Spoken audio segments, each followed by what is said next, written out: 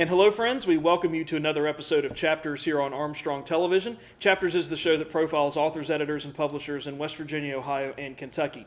I'm your host, Eliot Parker, and it's great to have you with us. We are so delighted to welcome back one of our favorite authors here to Chapters, and it's been a while since we've seen him, but he's out with an outstanding new book that we can't wait to talk to him about today. And the author is Michael Connick, and we're talking about his new book, HPD. And Michael Connick joins us. He was born and raised in San Francisco, California. He had an outstanding and an interesting career that spanned much of the Cold War. He served as a consultant to various branches of the U.S. intelligence community and the Department of Defense. His work took him all over the United States, Europe, and the Middle East, and he now resides here in Huntington, West Virginia, and he continues to be a very prolific author, and we're going to talk to him about his latest book, HPD. So, Michael, good to have you back on Chapters. Welcome back. Nice to see you. Well, thank you. It's been 3 years since we've had you on the program. I know, it's hard to believe. I know. I can't believe it's been 3 years, and you've just been up to all kinds of writing and doing things involved with writing, and we'll get to that here in just a little bit. But I want to talk to you about your book, HPD. And you and I are in a writing group together, and so I've heard you working on this book now for a while, and I've had the pleasure of hearing you read excerpts from it. But this book really centered here in Huntington, West Virginia, and we follow a police officer named Ethan Miller. Correct. So tell us a little bit about who Ethan is, and when we meet him in Chapter 1, kind of what he's up to. Well, Ethan was born and raised in Huntington, served for 4 years in the Army after getting out of high school, and then came back to Huntington and had a lifelong dream of being a police officer. As it says in the book, as a child he asked for cop toys, handcuffs, badges, guns, and so on. He watched all the cop shows, and so on. So anyway, he makes his dream come true. He joins the Huntington Police Department. The book actually spans 12 years, ending last year, actually in 2018. And it follows his career, he decides early on he just basically wants to be a street cop, a patrol officer. He really doesn't have any ambition to become, to get promoted, to become even a sergeant, much less a lieutenant or a captain or the chief someday. And the job takes a toll on him. At first, he's, as a typical rookie cop, he's really on fire to be a great cop. He's mentored by a field training officer who's a very interesting character named Armstrong. I picked a local West Virginia name that I thought was interesting. I actually did a little bit of research on surnames in West Virginia and used them throughout the book. And anyway, he mentors Ethan, tells him what he really needs to do to be a good cop. Again, it follows a long career. In the midst of his career, he runs into a murder of someone that was basically a street person, kind of a nobody, who's been very helpful to him and Henry, his field training officer, as providing information on what's going on in the west end of Huntington, which is kind of the rough part of town. He gets murdered, and so Ethan decides that he's going to track down the murderer, even though no one really believes that murderer can be caught. In fact, many people don't even believe it was a murder. So the book is of course, is a change for me. My previous 3 books were spy thrillers, which were based a lot on my background in working with the intelligence community over the years. But I've also been involved in firearms for a long time, and I'm currently still a competitor. I shoot in what are called action pistol and rifle competitions. And in the process of doing these competitions and also doing some training for them, I've ended up running into a lot of cops. And one of the things I learned about cops is they love to tell stories, and they have some great tales. So a lot of this book is based upon stories that I've heard from law enforcement officers that I've met over the years. So my previous books I've really focused on realism and accuracy, and I've really tried to in the previous books what it's like to be in the intelligence community. In this book I've really tried to focus on trying to give a realistic portrayal of what it's like to be a police officer. And I actually got some fairly detailed help from local police officers who have read parts of the book, who actually corrected mistakes in it as far as policies and procedures of the Huntington Police Department. So hopefully it's a good tale and also believable. And I wanted to ask you about some of that believability, because I believe even the police chief in Huntington, Hank Dial, has read parts of this and given you some feedback? No, he has not. Oh, I okay. met Hank. I talked to him about this book. In fact, I'm actually going to meet with him tomorrow morning, and I was going to give him, I have a later proof that has a lot fewer typos and formatting problems that's supposed to be arriving today. So I was actually going to give that to him and get his early response prior to the release of the book, because the book is going to be officially released on the 25th of May. But no, the guy who really helped me more than anybody else, well, really two cops, both of whom's last name is Lucas, and neither of whom are related to each other. One was Brian Lucas, who's a sergeant with the Huntington Police Department. It's actually on their SWAT team. And the other gentleman is Greg Lucas, who did serve on the Huntington Police Department, but is now a detective with the Barbersville Police Department. And Greg really helped me a lot in that he actually read through a lot of the early parts of the book, early versions of the book, and corrected me to things like Ethan calls in a dead body on the radio, and he says, no, you never call in a dead body on the radio, you call in a signal 40. Okay, so I was able to do those little tunings again to keep the book as realistic and accurate as possible. So hopefully, I wanted a book that, and I actually told that to Greg Lucas, I wanted this book to be such that a Huntington police officer, serving Huntington police officer, could read through the book and believe it. Mm-hmm. You know, feel that it was an accurate portrayal of really what it was like to be a cop. Now, it is a work of fiction, and there's parts of it that obviously are completely made up. And any mistakes or misrepresentations are, of course, completely my fault, not all the people that helped me with it. But I really made an effort to make it as realistic as possible. One thing I learned about, hearing you read this and just hearing you talk about the research that you did on this book, and I think it ties into so much of what we see on television in terms of cop shows and what we've read sometimes in other cop fiction, is this idea that there is an escalation of force kind of protocol. Mm-hmm. Can you explain a little bit about what that is? Because I feel like when we watch TV, we watch Law and Order, we watch CSI, we watch Chicago PD or whatever, all those shows that are on, everybody's pulling their gun out and just ready to pull the trigger and fire away. But you found out that's not necessarily the case, and you worked some of that into the story. Tell us a little bit about that escalation of force protocol. Yeah. Well, first of all, most cop shows and most movies are horribly inaccurate, particularly in portrayal of use of firearms. Well, that's just the way it is. So, in fact, going as a complete aside, I'm also involved with the West Virginia Writers Organization. At the upcoming Writers Conference, I'm actually going to be doing a presentation on realistic use of weapons for writers of thrillers and mysteries and so on. And one of the things I have in there is all the places where Hollywood gets it wrong, and all the places where well-known authors, very successful best-selling authors, make mistakes. So anyway, that's my own little personal axe to grind right there. But yeah, there is an escalation of force. Every police department has an escalation of force policy.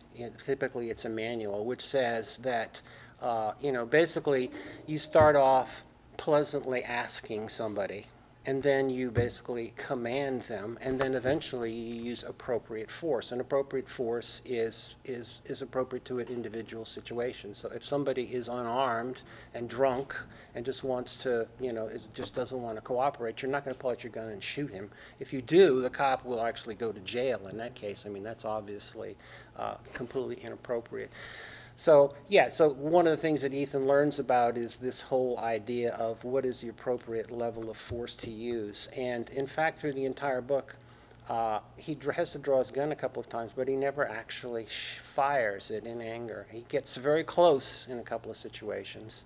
And parts of the book, he actually talks about how he finds himself in many situations where policy would have allowed him to use deadly force. He could have actually shot someone, but he always finds an alternative way of dealing with the situation. There's one scene where he he pulls his cruiser up, he sees two guys fighting, and he's just about to get out when one guy draws a steak knife out of his back pocket and is about to kill the other person right in front of a police officer. And he's so overcome with rage that he doesn't even notice or doesn't even care. And so at that point, Ethan, has a choice. Can he, does he have time to get out of the car, draw his weapon, make sure no one else is in the line to fire, and get a shot off? Well, he probably really doesn't, and he doesn't want to kill the guy anyway. So he simply taps the accelerator of his cruiser and runs into the guy, knocks him over, bruises him, injures him slightly, but saves his life.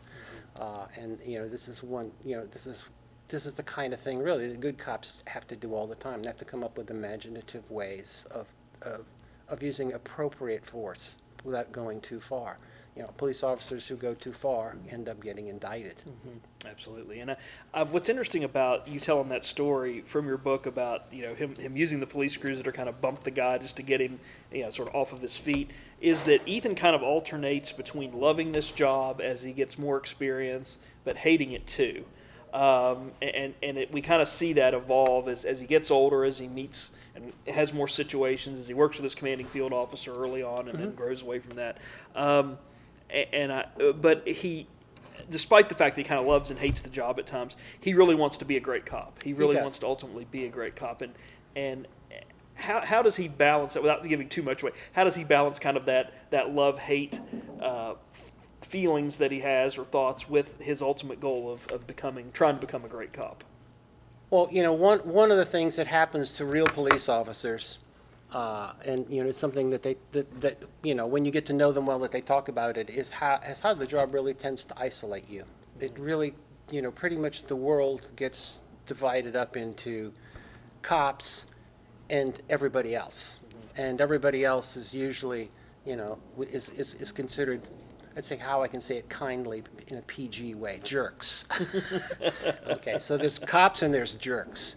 And Ethan kind of falls into that, sees it happening around him, and because it's very isolating, it actually ends up, contributing very much into the destruction of his marriage. So he finds, the love of his life, and he's really crazy about her, and they have this wonderful relationship in the beginning.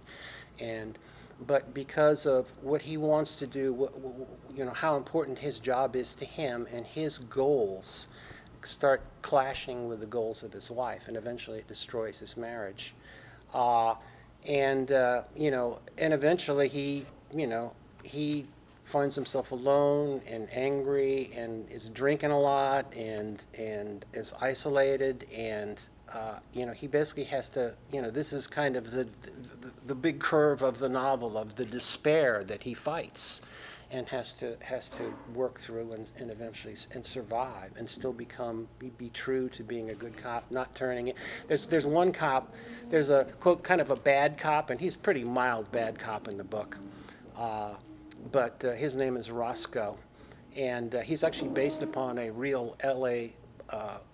Police Department officer who was also named Roscoe, who is famous because he used to wear black leather gloves all the time, even in the summer, because he wanted to be able to beat the crap out of people without hurting his hands, without scuffing up his hands. And so the Huntington Police Department has a Roscoe character. And Roscoe's escalation of force protocol is always go maximum. And he's the kind of cop that one of my cop friends said he's the kind of cop who just loves to pour gasoline on fires as opposed to pouring water on fires like most cops do.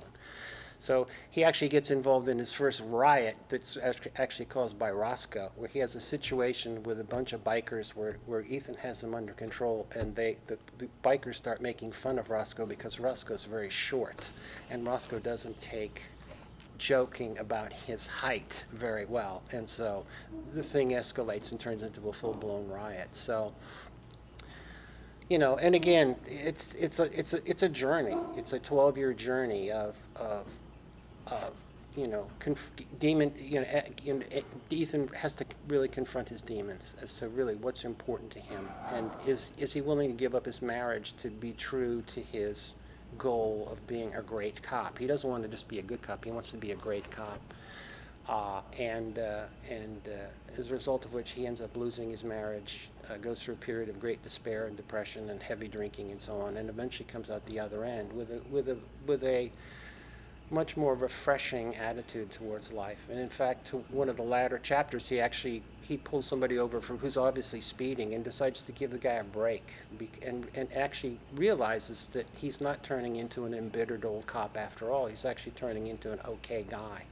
That's great. And I want to ask you about structuring the book, and you touched on this a moment ago, that there's 12 chapters in the book. Each one of these is kind of a year. There's actually 13 or chapters 13 because chapters. it's 12 years. Yes, that's right. First that's chapter right. is year 0. Yes, that's right. Yeah, so you're exactly right. I forgot about that. I can't count, apparently. But in terms of setting up the book that way, how did you decide, or when did you decide to kind of structure it that way instead of more of a traditional just 1 through 13 chapters in a story? If you've read my other books, you realize that normally I write really short chapters. I mean, some of my chapters are like 4 pages, okay? Each one of these chapters is about 5,000 words.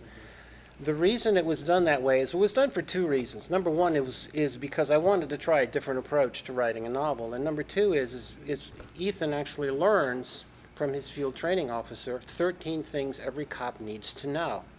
And so his field training officer, Henry, goes ahead and actually gives him this list and says, during my 14-week training period with you, I'm going to try and teach you all of these things. So I ended up with these 13 things. And so I decided what I was going to do is I was actually going to use those as the title of each of the chapters. And I was going to break it up into big, long chapters. And so it almost every chapter almost stands alone as a 5,000-word short story, and yet they're all connected and they move the story ahead. And so it was kind of a challenging thing to do. One of the things I've learned recently, as I've matured as a writer, is it's kind of fun to try different things. Like last month, I went to the Huntington Fiction Factory and listened to Marie Manila talk about doing short stories. And one of the things she did is she actually gave us 2 one-page short stories that were really powerful. I mean, they were fully packed, very well developed. Really, they were complete. They didn't leave you wanting. And so one of the things I decided to do is I decided I would try and write one-page short story to see if I could do it, and I find it to be a lot of fun. It's very easy. All you have to do is write a 2-page short story and then get rid of half the words. So that's the secret to the whole thing. Yes, and I recently wrote a 5,000-word short story, which is going to be which is going to actually be published in an anthology of Appalachian writers. So, it's fun to try different things. I mean, I've written 4 novels now. And at the end of every novel, I always say the same thing. I'm never going to write another novel again because it's way too much work. So now I'm trying to find different ways of writing that are less demanding and more fun. And I know you're writing some short stories, so you can probably appreciate that. Absolutely. It's a very different feel to it. It is, and I feel like I learned how to write from writing short stories, fell in love with them, got out of the practice of kind of paying attention to them because I was working on novels, but now I've fallen back into them again, and I'm just now not only writing but reading a lot of short story collections, and I'm kind of falling in love with that genre. And that what you were saying too also reminds me of what Armistead Maupin, one of my favorite writers, says. There's 3 rules to writing a novel, and nobody knows what they are. Yes. So we, as writers, we have the freedom to try new things. And you talked a little bit a moment ago about some of the other activities that you do as a writer outside of your own work, and that is attending different functions, but also being a regional representative for West Virginia writers. Can you tell us a little bit about what that role entails and a little bit more about the organization as a whole? Well, West Virginia Well, first of all, one of the things I've learned over these years is that the writing community is a wonderful thing. Writers are incredibly supportive of other writers. You are incredibly supportive of a lot of writers through this show and other things that you do. West Virginia Writers is a formal nonprofit organization, tax-exempt organization and so on, and that's really devoted to assisting writers throughout the state. And I happen to be a regional rep for the 5-county region around here. And one of the things that I do basically is I do things like I go visit all the libraries in all the counties and talk about what West Virginia Writers does and ask them if they have writing groups and if we can help them. And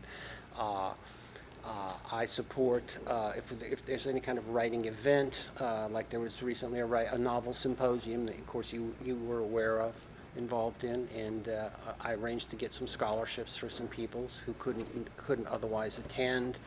And then of course we have 2 writing conferences every year, one in the fall, one in the summer. The one in the fall is just a 1-day conference, the one in the summer is a 3-day conference, and it's a wonderful, last year was the first time I went, and I had a ball. It was so fun. Not only are the sessions informative, but it's just great. The socialization is wonderful too. So it's a chance for writers to meet each other, to exchange ideas, and just to realize that you're not alone in this crazy occupation that you've taken on yourself. Absolutely, and I think we feel that way as writers because we spend so much time alone, at the computer or in a notebook before we get to the computer, writing and creating and drafting and editing and doing all that it can be isolating.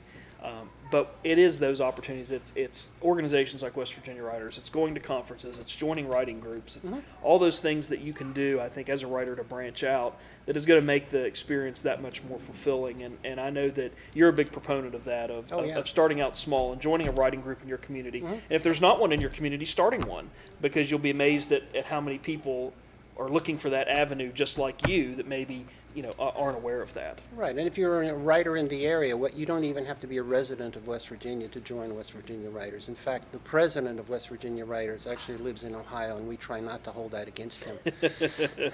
Yes, exactly. And Bob Yoho watches this program, so I know he's going to know that we're talking about it. But yeah, that's a great point. So, HPD, from the time you got the idea to the time that you talked to some police officers and kind of started working on the draft, what was the process like? How long did it take you to get from idea to the finished product? It actually took me about a year, which is actually the longest I've ever spent on a novel. Normally, previous novels I've knocked out in 4 months. But this one, it just, I had to do so much research. My other novels, I really didn't have to do that much research because I had worked in the community. But I've never been a serving police officer, so I've just known a lot of police officers. So every time I would go to a match and talk to police officers, or I would go to a training session with police officers, I would basically sit down and just keep my ears open and hear more stories. And I would slowly see how they could fit into my 13 chapters, how their stories fit into those themes. So, and I just fussed with it a lot, much more so than previous books. I went to that novel seminar, and Sheila Redling said something about the ending, about how basically you have to have your protagonist actually confront your antagonist at the end and resolve things. And I was like, oh, I didn't do that. I had this tricky ending, and now that I listen to this, it sucks. It's horrible. So I had to stop, and I had to basically rewrite the ending of the book to basically be true to the reader's expectations, which I thought Sheila really was right on. So I've just spent a lot of time, more time revising this book than any other book that I've ever worked on. So I know you mentioned that every time you write a novel, you say, this is it, I'm not going to write another one. But I know you've probably got another one in the back of your mind that's percolating. So what are you thinking about working on next? I have no idea. At this point, what I'm working on is short stories. I actually wrote one short story that takes place in a mythical town of Y, West Virginia. It's called the Y Bookshop, and I really love the characters in there. I love the town of Y, which is W-H-Y. I actually am thinking of writing a collection of short stories about the town of Y, and I think that would be fun, and I think it would be less onerous a task because I can chop it up into individual stories that stand on their own, and I find I can write short stories really quickly. I mean, I wrote the Y Bookshop basically in 3 days. I wrote my one-page short story. I wrote it in an afternoon, and it's much. I guess as I'm getting older, I'm more into more immediate gratification. Yeah, more of the short-term successes in terms of the long, as opposed to the long game. Yes, as opposed to spending a year on another novel. Right, absolutely. So if I do write another novel, I'll probably, actually, I'll tell you right now what I will write, if I do write another novel, and the improbable, as improbable as that might be, I'm going to write a cozy. Something completely different than I've ever written before, because everything I've written is realism, authenticity. This is what real life is like. This is what it's really like to be in the intelligence community. This is what it's really like to be a cop. I like to write something really soft and fun, and I think that would be. So I hope, but I hope I'm going to stick with my short stories for a while. Very good. So Michael, my last question to you in our final moments together, if someone wants to get in contact with you to talk to you about this book, HPD, or your other books, or West Virginia Writers, or how they can get involved in that, how can they get in contact with you, first of all, and where will they be able to pick up copies of HPD once it's released? Well, once HPD is released, it'll be available at Amazon. It'll be available. It should be available at the Inner Geek. It'll be available at local bookstores like Consign Books in Ironton, where I'm going to be holding the book launch. Cindy Black is my favorite bookseller, and she's another gift that I've run into as a writer, of somebody who really has been very supportive of my books, and she sells a lot of books out of that little bookstore in Ironton of my books, and so I really want to return the favor and do a book launch there. And as far as contacting me, I'm on all the social media. You can look me up on Facebook. I have a personal Facebook page. I have an author page, a personal account. I'm on Twitter. I post photographs on Instagram, and usually don't promote my books. I take pictures that I enjoy and I post them. And if you want to find, really, the easiest way to find me is to go through my website, because it will have links to all the social media accounts and so on. It also lists events where I'm going to be appearing in person, things like book signings and book launches and so on. And that is, imaginatively enough, michaelconnick.com. Very good. Okay, no dots, no dashes, just smash my first and last name together and put .com at the end. Excellent, very good. Michael Connick has been our guest here today on Chapters, back with us for the first time in over 3 years with his latest book, HPD, Hatred, Pain, Death, A Police Officer Experiences Them All. If you're looking for a really great crime book, a really great mystery/thriller story, this is it, because he spent a lot of time working on it. I've had the pleasure to talk to him about it, hear him talk about it, hear him read parts of it. It's really an outstanding book, so congratulations on it, Michael. And as you keep working on those short stories and other things, we'll have you back on to talk about it. We promise it won't be 3 years in between tapings. So thanks for coming on Chapters. Good to see you. Thank you for having me. Absolutely.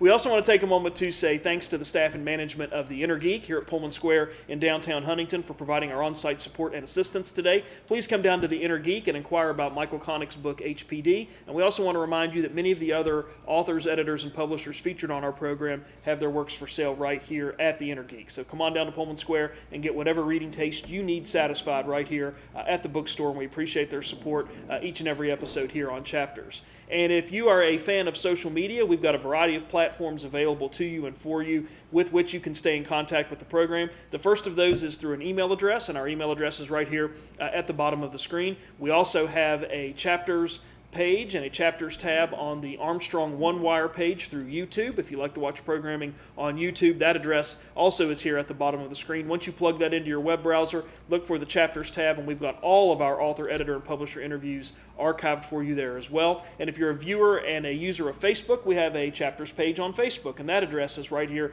at the bottom of the screen. And on that Facebook page, you can find our more recent interviews archived there as well. You can share those to your own Facebook feed or other social media feeds through Facebook, interact and comment and share and discuss the programming with viewers of the program, all through the usual Facebook tools and features. So if you like Facebook, we've made that available to you as well. So whatever social media platform you like, we've made it possible for you to stay in contact with the program. We know many of you have done that, and we appreciate all the comments and feedback and support that we get through those social media platforms. And that's going to do it for us this time on Chapters, but please come again next time. And in the meantime, stay tuned to this station for news and views that impact you and your community.